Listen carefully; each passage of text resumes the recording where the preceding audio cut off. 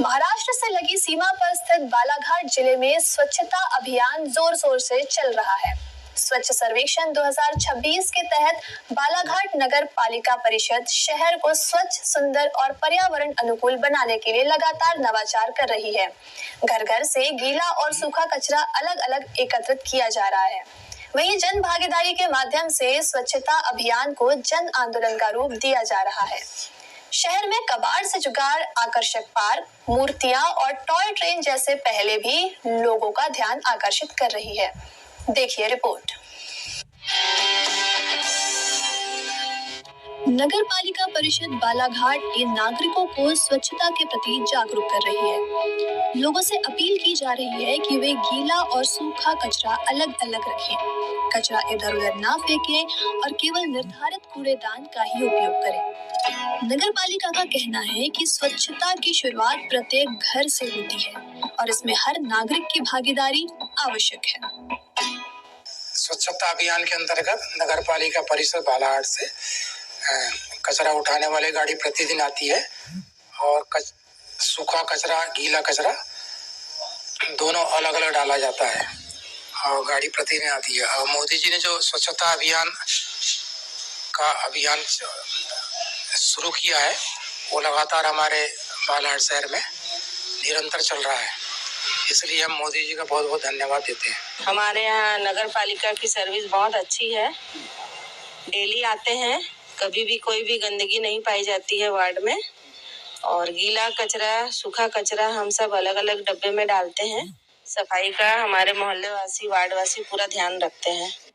सफाई के साथ शहर के सौंदर्यीकरण पर भी विशेष ध्यान दिया गया है। मोती गार्डन में टॉय ट्रेन का निर्माण, पुराने टायरों से बनाए गए आकर्षक गमले, कबाड़ से जुगाड़ की थीम पर तैयार हिरण और पक्षियों की कलाकृतियां तथा सड़कों पर बनाए गए आकर्षक एनिमल मॉडल लोगों को आकर्षित कर रहे हैं। नागरिकों का कहना है कि स्वच्छता और सौंदर्यीकरण की इन पहलों से बालाघाट पहले से अधिक व्यवस्थित और आकर्षित दिखाई दे रहा है। और पिछले 5 सालों से मैं इस मोहल्ले में रहता हूँ और नगर पालिका की कचरा गाड़ी जो है वो डेली आती है बिना रुकावट के।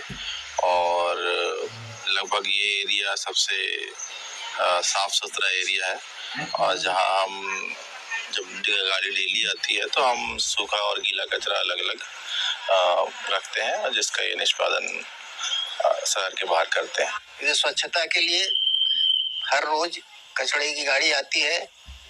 सूखा कचरा और गीला कचरा अलग अलग दिया जाता है।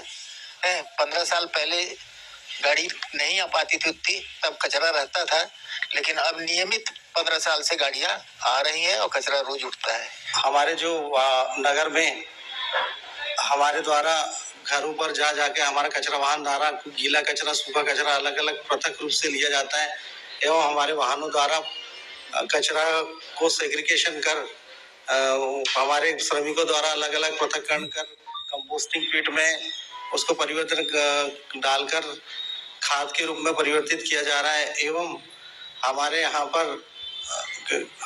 पर अलग अलग स्थानों पर कंपोस्टिंग पिट का भी निर्माण किया जा रहा है। और अभी ठोस अपशिष्ट प्रबंधन नियम 2026 के अंतर्गत हमारे द्वारा कार्यशाला की गई है, जिसके अंतर्गत सभी को अवेयर किया जा रहा है कि आप अलग अलग गीला कचरा, सूखा कचरा अलग अलग हमारे वाहनों को प्रदान करें। स्वच्छता और जन भागीदारी के संगम से बालाघाट नगर पालिका शहर को नई पहचान देने की दिशा में लगातार कार्य कर रही है। उम्मीद है कि इन प्रयासों से स्वच्छ सर्वेक्षण 2026 में बालाघाट बेहतर प्रदर्शन करेगा। बालाघाट से जनेंद्र गुर्डे के साथ bureau report, DD news Bhopal. स्वच्छता समाचार के आज के इस खास अंक में बस इतना ही।